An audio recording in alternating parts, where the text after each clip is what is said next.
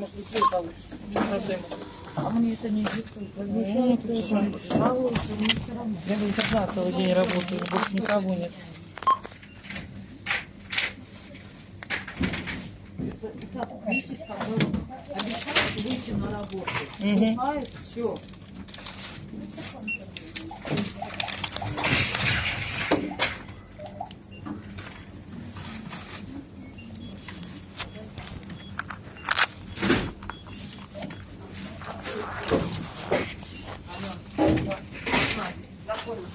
Я знаю, я же сказала.